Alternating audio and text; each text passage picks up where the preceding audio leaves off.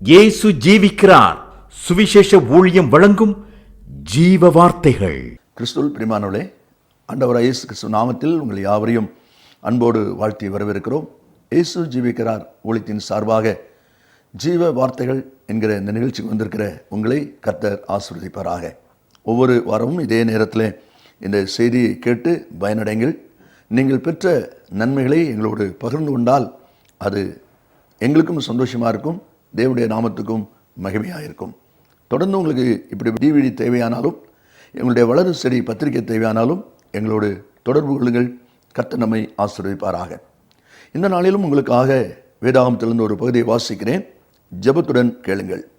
ஆதியாகமம் 42வது அதிகாரம் 36வது வசனம். தகப்பனாகிய யாக்கோபு தன் பிள்ளைகளை நோக்கி, என்னை பிள்ளையற்றவன் ஆக்குகிறீர்கள். யோசேப்பும் இல்லை, சிமியோனும் இல்லை, பென்யமீனையும் கொண்டு போக பார்க்கிறீர்கள். இது எல்லாம் எனக்கு விரோதமாய் நேரிடுகிறது, இது எல்லாம் எனக்கு விரோதமாய் நடக்கிறது என்று சொல்லி தகப்பனாகிய யாக்கோபு தன்னுடைய பிள்ளைகளை பார்த்து சொல்வதை நாம் அங்கே பார்க்கிறோம். இந்த சரித்திர சம்பவம் உங்களுக்கு தெரிந்திருக்கும் என்று சொல்லி நான் விசுவாசிக்கிறேன். கானான் தேசத்திலே பஞ்சம் ஏற்பட்டபடியினால் எகிப்திலே தானியம் இருக்கிறது என்று சொல்லி கேள்விப்பட்டு யாக்கோபு தன்னுடைய பிள்ளைகளில் 10 பேரை அனுப்பிவிடுகிறான். அவ்விதமாய் அவர்கள் தானியம் எடுப்பதற்காக எகிப்துக்கு வந்தபோது அங்கே அதிபதியாக யோசேப்பு இருக்கிறான். யோசேப்பு தன் சகோதரர்களை பார்த்த உடனே அவன் புரிந்து கொண்டான். ஆனால் இவர்களோ, இவன் தான் நம்முடைய சகோதரனாகிய யோசேப்பு என்பதை அவர்கள் அறியாதிருக்கிறார்கள். தகப்பனிடத்தில் போய் தானியங்களை கொடுத்து வரும்படி அழைக்கும்போது, நீங்கள் திரும்பி வருகிற நேரத்தில் உங்களுடைய இளைய சகோதரன் இருக்கிறான் என்று சொல்லுகிறீர்களே, அவனை அழைத்து வாருங்கள் என்று சொல்லி அனுப்புகிறான். அதற்கு அடையாளமாய் நீங்கள் சொல்வது உண்மையா இல்லையா என்று அறியும்படி உங்களில் ஒருவனை இங்கே வைத்து போங்கள் என்று சொல்கிறான். அவ்விதமாக சிமியோன் எகிப்திலே யோசேப்போடு கூட தங்கியிருக்கிறான். மீதமுள்ளவர்கள் இங்கே தகப்பனை என்று பார்த்து மீண்டுமாய் அங்கே போக வேண்டுமானால் பென்யமீன் கூட வர வேண்டும் என்று சொல்கிறார்கள்.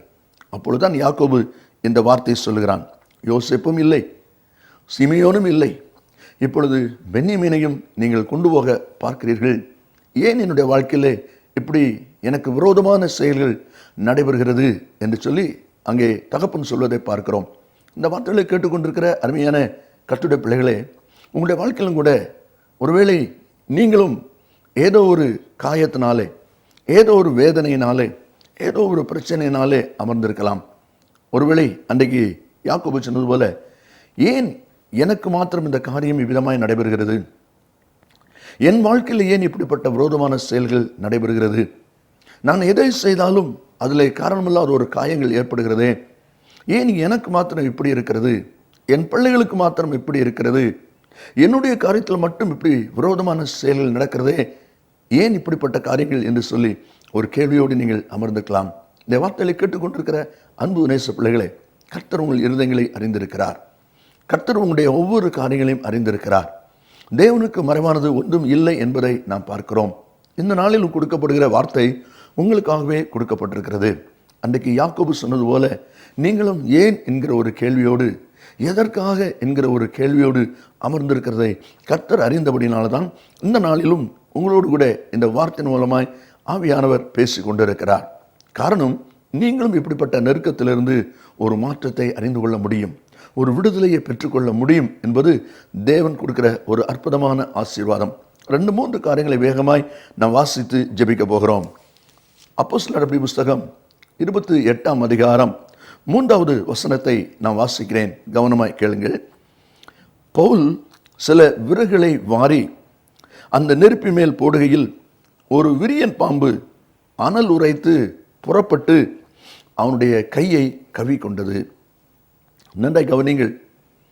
27ஆம் அதிகாரத்தில் நான் வாசிக்கும் போது அந்த ஜனங்கள் ஒரு பெரிய கடல் சேதத்திலே, கப்பல் சேதத்திலே அகப்பட்டு கொண்டு தத்தளிக்கிறதை நாம் பார்க்கிறோம். தப்பி பிழைப்போம்ங்கிற நம்பிக்கை முழுமையும் அற்றுப்போன நிலையிலே ஆண்டவர் கிருபையாக அவர்களை கரை சேரும்படி செய்தார். அவர்கள் கரை சேர்ந்த இடம் மெலிதா என்று சொல்லப்பட்டிருக்கிறது. அந்த தீவில் இருக்கிற மக்கள் அவர்களுக்கு மிகுந்த அன்பு பாராட்டினார்கள். ஐயோ, இவ்வளவாய் போராடி இருக்கிறார்களே, ஜீவ போராட்டம், மரண போராட்டம் என்று சொல்லி போராடி இருக்கிறார்களே என்று சொல்லி அந்த மக்களுக்கு உதவி செய்ய வேண்டும் என்கிற ஒரு தாகத்தோடு, ஒரு அன்போடு அந்த தீவின் மக்கள் அவர்களுக்கு மிகுந்த பாரபட்சம், அவர்களுக்கு மிகுந்த அனுகூலம் செய்ததை அந்த வசனத்திலே நாம் வாசிக்கிறோம். குளிரோடு கூட இருந்த அந்த மக்களுக்கு அனல் உண்டாகும்படி நெருப்பு மூட்டுகிறார்கள். அப்படிப்பட்ட நேரத்தில் பவுல் அவரும் சில விறகுகளை வாரி போடுகிறார். நன்றாய் கவனிங்கள், எத்தனையோ பேர் விறகுகளை வாரி போட்டார்கள். அதில் ஒருவர் பவுல். மற்ற யாருக்கும் இல்லாத ஒரு பிரச்சனை இந்த பவுலுக்கு ஏற்படுகிறது. என்ன? ஒரு விரியன் பாம்பு அனல் உரைத்து அவனுடைய கையிலே கவ்விக்கொண்டு தொங்கிக் கொண்டிருக்கிறது. இந்த வார்த்தைகளை கேட்டுக்கொண்டிருக்கிற அருமையான கர்த்தருடைய பிள்ளைகளே, இந்த பகுதியை வாசிக்கும் போதெல்லாம் யோசிக்க வேண்டிய ஒரு காரியம் என்னவென்றால், எத்தனை பேர் விறகு எடுத்து போடும்போது யாருக்கும் எந்த தீங்கு ஏற்படாத சூழ்நிலையிலே இந்த பவுலுக்கு மட்டும் இப்படிப்பட்ட ஒரு வேதனையின் அனுபவம், ஒரு விஷப்பூச்சி அவன் கையிலே, விரியன் பாம்பு அவன் கையிலே தொங்கிக் கொண்டிருக்கிறதே. ஒருவேளை நீங்கள் யோசிக்கலாம், எத்தனை பேர் விதமாய் செயல்படுறார்கள், எத்தனை பேர் இந்த காரியங்களை நடப்பிக்கிறார்கள், எல்லாரும் நன்றாக இருக்கிறார்களே, எல்லாரும் ஆசீர்வாதமாக இருக்கிறார்களே, என் காரியம்தானே விதமாக இருக்கிறது, எனக்கு தானே இப்படிப்பட்ட ஒரு சோதனை வருகிறது, என்னுடைய குடும்பத்தில் தானே இப்படிப்பட்ட ஒரு நஷ்டம் வருகிறது என்கிற ஒரு நிலையிலே இந்த வார்த்தைகளை நீங்கள் கேட்டுக்கொண்டிருக்கிறதை கர்த்தர் அறிகிறார். எனக்கு கேட்கிற அருமையான கர்த்தருடைய பிள்ளைகளே, அவன் என்ன செய்கிறான் என்பதை யோசித்து பாருங்கள். உடனே அவன் சற்றும் தாமதம் செய்யாதபடி அந்த விஷப்பூச்சியை தீயிலே உதறி போட்டு ஒரு தீங்கும் அடையாதிருந்தான் என்று சொல்லப்பட்டிருக்கிறது. எவ்வளவு சீக்கிரமாய் அதை உதற முடியுமோ அவ்வளவு சீக்கிரமாய் அதை உதறி போட்டு ஒரு தீங்கும் அடையாதிருந்தான் என்று வாசிக்கிறோம். இந்த வார்த்தைகளை கேட்டுக்கொண்டிருக்கிற அருமையான கர்த்தருடைய பிள்ளைகளே, தேவனுடைய பிள்ளைகளாகி நாமும் இதில் கற்றுக்கொள்ள வேண்டிய சில அனுபவங்களை நாம் அங்கே பார்க்கிறோம். சங்கீத புஸ்தகத்திலே 34வது அதிகாரம் 19வது வசனத்தை நாம் வாசிப்போமானால் அங்கே சொல்லப்பட்டிருக்கிறது, நீதிமானுக்கு வரும் துன்பங்கள் அநேகமாயிருக்கும், கர்த்தர் அவை எல்லாவற்றிலும் நின்று அவனை விடுவிப்பார் என்று வேதம் சொல்கிறது. நன்றாய் கவனிங்கள், கர்த்தரை தேடுகிற நீதிமான் என்கிற ஆண்டவர் விசுவாசித்து வருகிற பிள்ளைகளுக்கு துன்பங்கள், பாடுகள் அதிகமாய் வரும் என்று சொல்லப்பட்டிருக்கு. ஆனாலும் அவை எல்லாவற்றிலும் நின்று கர்த்தர் அவனை விடுவிப்பார் என்பதைத்தான் தேவனுடைய வார்த்தை சொல்வதை பார்க்கிறோம். அதே தேவனுடைய ஆசீர்வாதம் உங்களுக்கும் உண்டாகும். ஒருவேளை சோதனையின் பாதையிலே நீங்களும் ஏதாவது ஒரு காரியத்தினாலே காயப்பட்ட நிலைமையில் இருப்பீர்களானால் எனக்கு மட்டும் ஏன் இப்படி என்று சொல்ல வேண்டாம். அன்றைக்கு அற்புதமாய் அந்த பவுலை காத்த தேவன் உங்களையும் அவர் காப்பதற்கு, வழி நடத்துவதற்கு போதுமானவராயிருக்கிறார். சங்கீதம் 86:17 நீங்கள் வாசிப்பீர்களானால் அங்கே விதமாய் நாம் வாசிக்கிறோம், கர்த்தாவே நீர் எனக்கு துணை செய்து என்னை தேற்றுகிறதை என் பகைஞர் கண்டு வெட்கப்படும்படிக்கு என்று எழுதப்பட்டிருக்கிறது. எனக்கு அனுகூலமாக ஒரு அடையாளத்தை காண்பித்தருளும். இன்னும் அருமையான ஒரு வார்த்தை கவனிங்கள், கர்த்தாவே நீர் எனக்கு துணை செய்து என்னை தேற்றுகிறதை என் பகைஞர் கண்டு வெட்கப்படும்படிக்கு எனக்கு அனுகூலமான ஒரு அடையாளத்தை காண்பித்தருளும். ஆம் அருமையானவர்களே, உங்களை விரோதிக்கிறவர்கள், உங்களை பகைக்கிறவர்கள் ஒரு அடையாளத்தை காணும்படி, உங்களோடு கூட கர்த்தர் இருக்கிறதை காணும்படி ஒரு அடையாளமாக ஒரு அனுகூலமான காரியத்தை ஆண்டவர் செய்கிறவராயிருக்கிறார். அதை தான் இங்கே நாம் வாசிக்கிறோம். அது மாத்திரமல்ல, இரண்டாவதாக தானியேல் புஸ்தகம் 3ஆம் அதிகாரம் 19ஆம் வசனத்தை நாம் வாசிக்கும் போது, நேபுகாத்நேச்சார் ராஜா சாதாரணமாய் சூளையை சூடாக்குவதை பார்க்கிலும் 7 மடங்கு அதிகமாய் சூடாக்கும்படி உத்தரவு கொடுத்தான் என்று வாசிக்கிறோம். சாதாரணமாய் குற்றவாளியாய் நிர்ணயிக்கப்படுகிற, தீர்க்கப்படுகிற ஒரு மனிதனை அக்னி சூளையில் போடுகிறார்கள். ஆனால் இந்த சாத்ராக், மேஷாக், ஆபேத்நேகோ இந்த 3 பேரை போடும்போது 7 மடங்கு உஷ்ணப்படுத்துகிறதை நாம் அங்கே பார்க்கிறோம். அக்னியின் ஜுவாலை அதிகப்படுத்துகிறதை நாம் அங்கே பார்க்கிறோம். ஒருவேளை இந்த வார்த்தையை வாசிக்கும் போது நாம் அறிந்து கொள்ள வேண்டிய காரியம் என்ன? மற்றவர்களை காட்டிலும் நம்முடைய வாழ்க்கையில், ஒருவேளை உங்களுடைய வாழ்க்கையில் அதிகமான ஒரு வேதனையின் பாதையாக, அதிகமான ஒரு பாடுகளின் பாதையாக இருக்குமானால் இந்த கேள்வி உங்களுக்கு உண்டாகும். ஏன் எல்லாம் எனக்கு விரோதமாய் நடக்கிறது? ஏன் எனக்கு விதமாய் வேதனையின் அனுபவமாய் நடந்து கொண்டிருக்கிறது என்பதாக நீங்கள் கூட நினைத்து கொண்டிருக்கலாம்.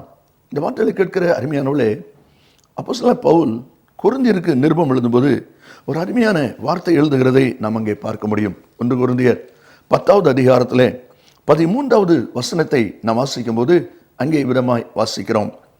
மனுஷருக்கு நேரிடுகிற சோதனையே அல்லாமல் வேறே சோதனை உங்களுக்கு நேரிடவில்லை. உங்கள் திராணிக்கு மேலாக நீங்கள் சோதிக்கப்படுவதற்கு அவர் இடம் கொடாமல் சோதனையை தாங்கத்தக்கதாக சோதனையோடு கூட அதற்கு தப்பிக்கொள்ளும்படியான போக்கையும் உண்டாக்குவார். நன்றாய் கவனிங்கள். சோதனை ஒரு பக்கம் இருக்கிறது. திராணிக்கு மிஞ்சி அவர் சோதிப்பது இல்லை. அதை காட்டிலும் பிரதானம் என்ன என்று சொன்னால், அந்த சோதனையிலே நீங்கள் தப்பிக்கொள்வதற்கு, அந்த சோதனையின் பாதையிலே நீங்கள் அமிழ்ந்து போகாதபடி காப்பாற்றப்படுவதற்கு ஒரு போக்கையும் உண்டாக்குவார். இதிலிருந்து நாம் அறிந்து கொள்ள வேண்டிய காரியம் என்ன? நீங்கள் சோதனையை பார்ப்பதை விட அந்த சோதனையிலிருந்து தப்பிக்கொள்வதற்கு ஒரு வழியை காண்பிக்கிறாரே, அந்த வழியை பாருங்கள். அந்த வழியை பாருங்கள். சோதனையில் தப்பிக்கொள்வதற்கு ஒரு வழியை பார்த்து விட்டீர்களானால் நீங்கள் ஜெயிப்பது நிச்சயம்.